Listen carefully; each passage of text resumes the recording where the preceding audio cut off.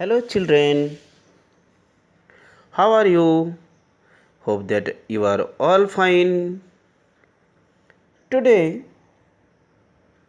I am teaching you a beautiful poem that is based in summer. This poem is written by Robert Louis Stevenson. हम लोग इनको R.L. Stevenson के नाम से भी जानते हैं। R.L. स्टीवेंसन का और एक पोएम हम लोगों ने पढ़ा। इस पोएम का नाम था the world from A railway carriage. आप लोग मेरा चैनल में अगर सब्सक्राइब किए हो तो उस वीडियो को भी आप लोग देख सकते हो। दोनों पोएम में बहुत सारा चीज़ हम लोग सिमिलरिटी पाते हैं। उस पोएम में भी हम लोगों ने देखा कि एक लड़का, एक छोटा सा बच्चा की नज़र में पूरा दुनिया कैसी होती है, वो भी एक रेलवे डिब्बा में बैठकर। जो भी हो, इस पोएम में बहुत सुंदरता के साथ पोएट R.L. स्टीवेंसन ने बताए हैं एक बच्चा का मन कैसा होता है, जो खेलने के लिए, जो प्रकृति को देखने के लिए हमेशा लालायित रहता है, बेचैन रहता है, लेकिन ही इज़ वेरी पुअर। वो बेचारा है, he can not do anything just like you. You the children cannot do as you wish because there is a burden, there is a limitation of your parents, of your school, of your neighbors. There is a social boundary on everyone. Nobody is free in the world. Everybody enjoys.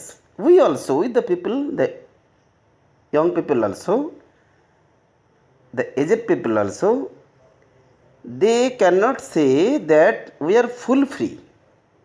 Nobody is in the world is not free, totally free. We can enjoy our freedom living in the boundary, a limitation. Inside a limitation, we can enjoy our freedom. That is the fact. Okay, अब देखो एक छोटा सा बच्चा, उसको क्या क्या चीज़ अच्छा लगता है, बाहर में आना चाहता है। क्यों बाहर में आना चाहता है? क्यों वो सोना नहीं चाहता है?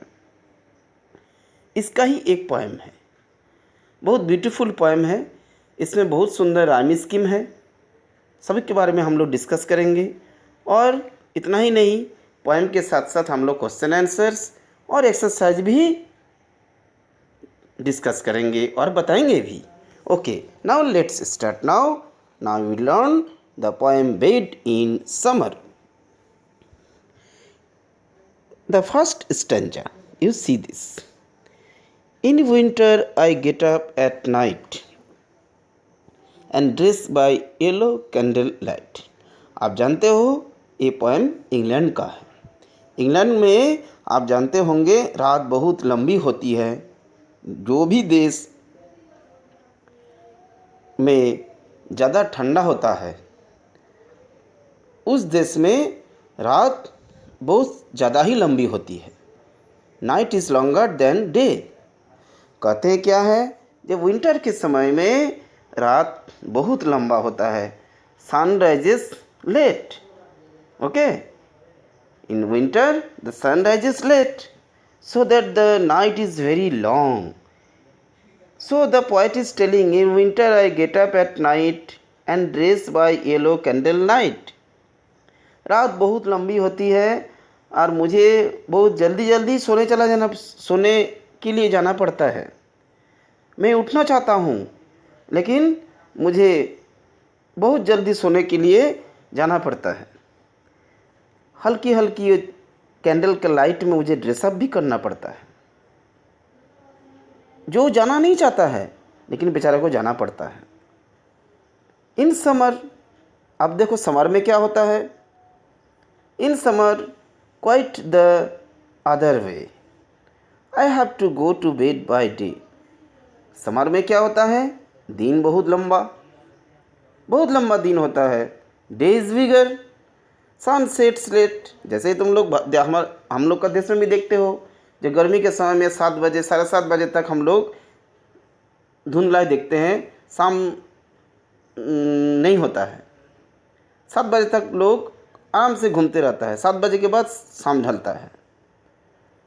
ऐसे ही ये बच्चा भी बताता है, जिन summer quite the other way, I have to go to bed by day. दिन बहुत बड़ा है। उसका पेरेंट्स बोलता है सो जाओ, क्या करोगे इतना बड़ा दिन। वो बेचारे को दिन में ही सोना देता है, दिन में ही सोने के लिए जाना पड़ता है। Bed in summer, this is the thing.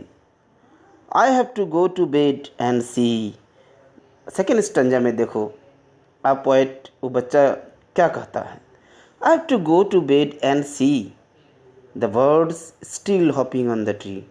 Summer के समय में जब वो सो जाता है, क्योंकि वो दिन रहता है, पहले ही कहा है, उस समय में डे टाइम रहता है, डे टाइम में उसको सोने के लिए कहा जाता है।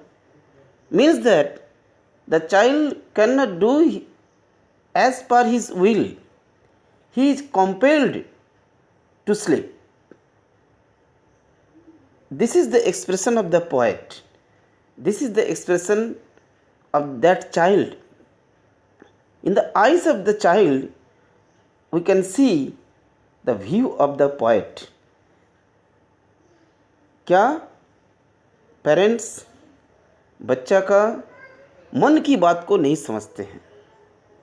वो सोना नहीं चाहता, वो प्रकृति को देखना चाहता है, नेचर को देखना चाहता है, लेकिन क्या है, पेरेंट्स मैकेनिज्म की तरह, मशीनरी वर्क की तरह सब रूटीन को अपने मुताबिक ढलना चाहते हैं। That is the difference. यही जगह में हम लोगों को बच्चे के साथ पेरेंट्स का टसल होता है।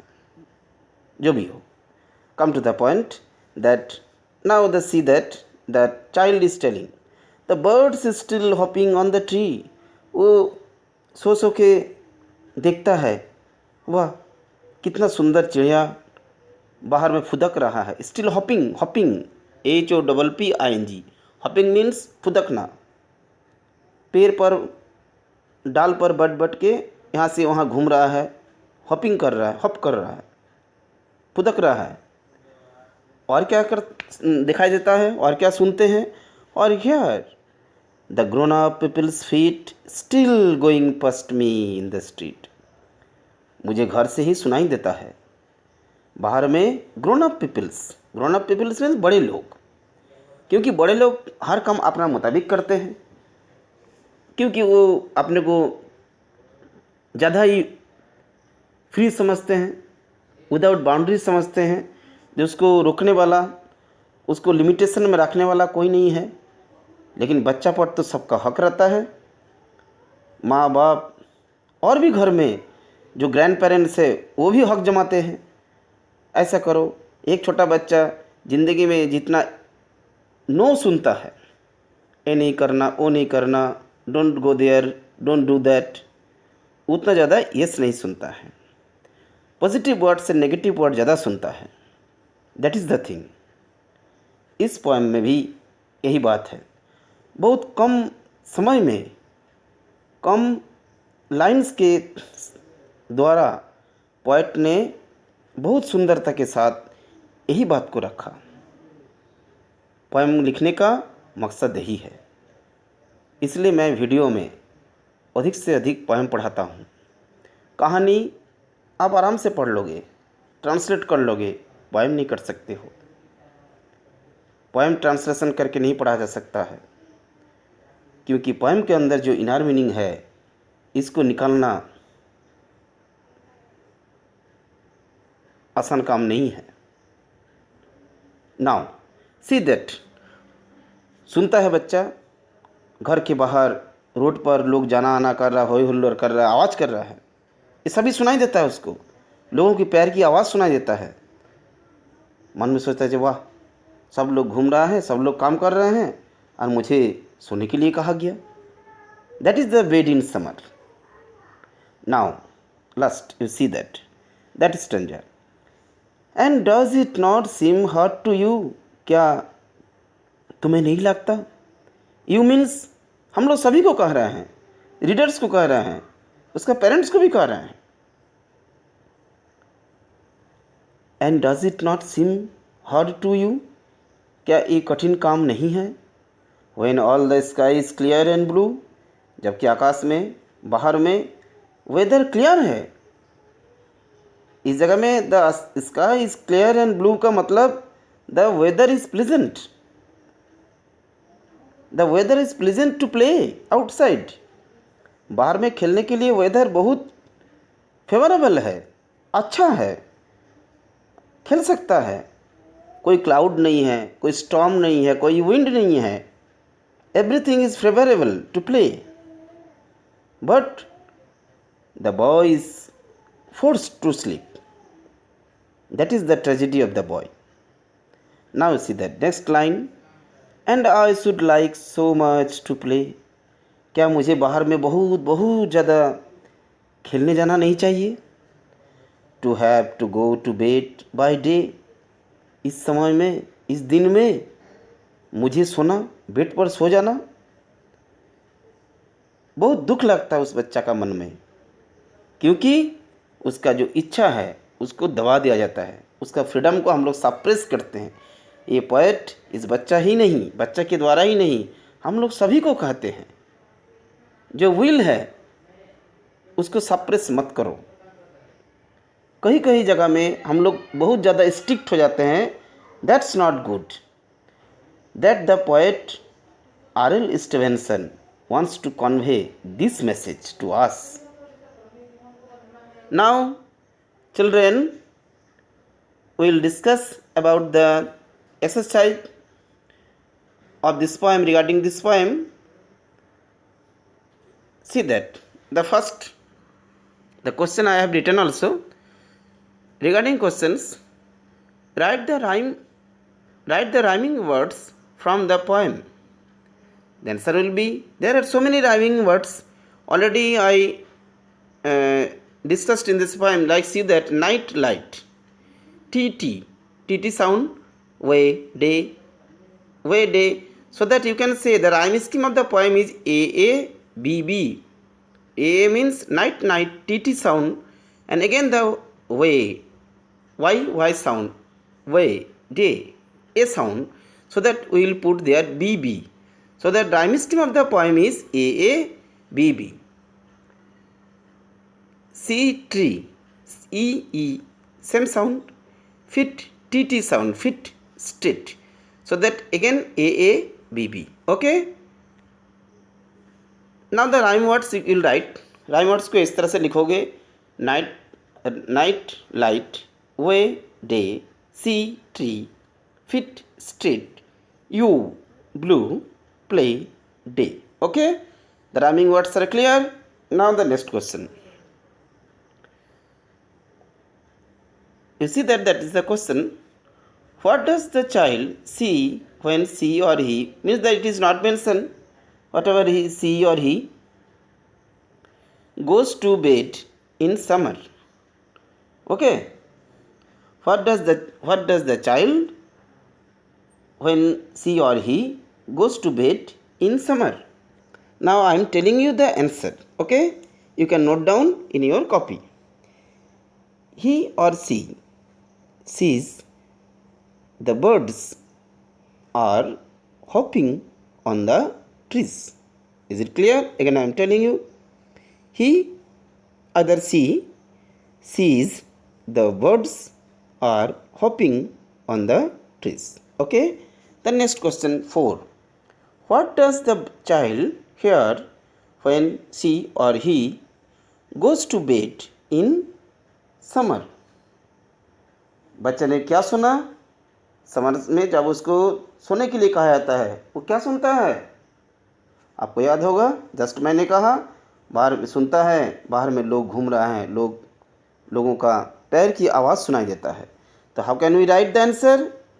The child hears when she or he goes to bed in summer that in summer, that the sound of grown up people, the sound of the grown up people walk by outside of his house. Okay, otherwise you can write like that way. Again I am telling the answer in easy way. You can write, the child hears when she or he goes to bed in summer the the footstep sound of the footstep of the people, grown up people, of the grown up people outside of his house. Okay, now we can write it.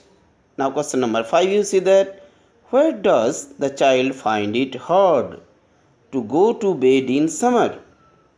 गर्मी के समय में, summer के समय में उनको, बच्चा को बहुत कष्ट होता है, बहुत हार्ड होता है सोना. क्यों? That is very important question. How will write the answer? I am telling it. You can write in your copy. The child finds it hard to go to bed in summer because the weather is clear, as the sky is clear and blue, and the child wants to play outside. Okay, again I am telling, the child finds it hard to go to bed in summer because the weather is clear, as the sky is clear and blue, and he wants to play outside. Is it clear to you? Now see that there is very small questions. How old do you think is that child in this poem? बच्चे का as क्या हो सकता है? That is very simple question. I think more than 6 years and below than 12 or 13 years. Okay, so according to the option you will write it 6, 7, 8, 9 like. Okay, not 2 and 3 years. Is it clear? Question number 2 now. By what does the child dress during the winter? First stanza में मैंने बताया, एक बार फिर से मैं बता दे रहा हूँ. In winter I get up at night and dress by yellow candle light. बेचारा को कैंडल लाइट में, मोमबत्ती का रोशनी में जल्दी जल्दी कपड़ा पहनना पड़ता है, क्योंकि उसको सोने जाना है. जल्दी उसको रात में भी सोने के लिए कहा जाता है, रात बहुत लंबी है, जल्दी सो जाओ. दिन में भी बेचारा को सोने के लिए कहा जाता है समर के सीजन में. तो that is the 2 different things.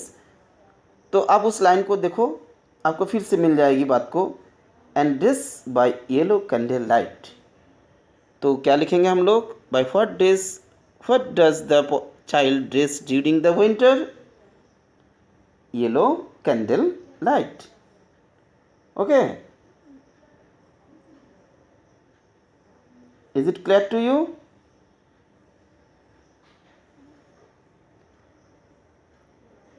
Now I hope that you have completed the poem and you can write the answers yourself. Goodbye.